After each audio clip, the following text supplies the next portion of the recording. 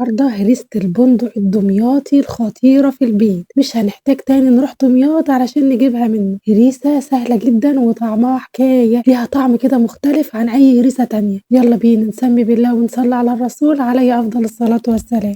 أول حاجة معايا أنا هاجهز الشربات بتاعي، عبارة عن إيه كوباية سكر قصادها كوباية مَيّة، وهاحطهم معايا في الحلة، وأحط معايا نص ليمونة، وهاحط معايا معلقة كبيرة من عسل الكركم، وأرفع بقى الكلام الجميل ده كله على النار لحد ما يغلي معايا، وأهدّي عليه النار، وبعد كده أسيبه من دقيقتين ل3 دقايق وأطفي النار خالص، وكده الشربات يكون خلص معايا، عايزة تحطي له حبة من الفانيليا حطي، مش عايزة خلاص. نحضّر بقى معايا الهريسة بتاعتنا الخطيرة، هاحتاج معايا معلقة كبيرة من عسل الجلوكوز، وقصادها معلقة كبيرة من المَيّة السخنة المغلية، وأفِك بقى عسل الجلوكوز لحد ما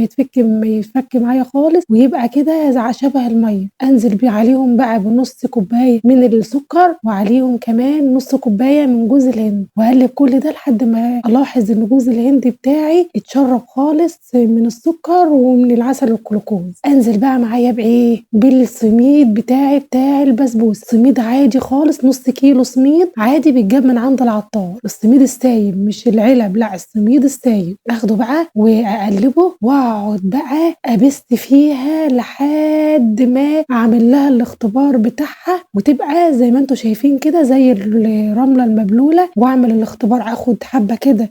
وأكبس عليهم إيدي أوي وأهزّها، لو اتحركت معايا وفكّت يبقى هي لسه عايزة تتبَث كمان، ما اتحركتش معايا زي ما أنتم شايفين كده يبقى كده هو ده اللي أنا عايزاه، هو ده المطلوب، كده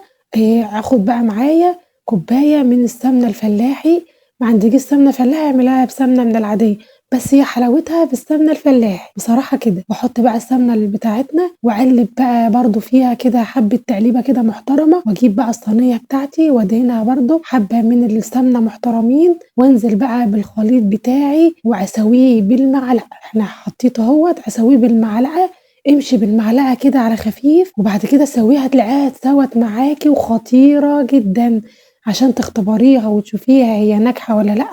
خبّطي عليها بالمعلقة، لو لقيتيها بتلُق معاكِ كده يبقى كده العملية نجحت لحد دلوقتي، أجيب بقى حبة من المكسرات البندق وأضربهم معايا في الكبة لحد ما يبقى مجروش معايا ولا ناعم أوي ولا خشن أوي،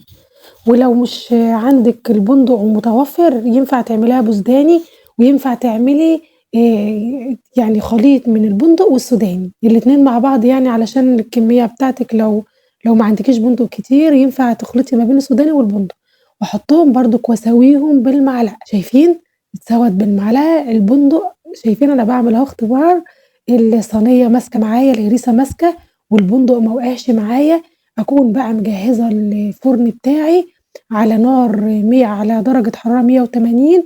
في الرف الأوسط، وأولّع عليها من تحت بس، واسيبها بقى لحد ما تستوي خالص، وتاخد معايا اللون بتاعي الخطير ده، ولحد ما تاخد معاكِ اللون اللي أنتِ عايزاه واطفي عليها النار، خدتها بقى أهو الشربات بتاعي خلاص برد، أنزل عليها بقى وهي سخنة كده والشربات بارد، أنزل عليها بالشربات بُصّوا شايفين رهيبة وريحتها خطيرة، أسيبها بقى هي المفروض ما تتاكلش النهارده، المفروض تتاكل بكرة، بس أنا بجد مش قادرة عشان أنا باحبها جدًا، خدت أهوّة وجربتها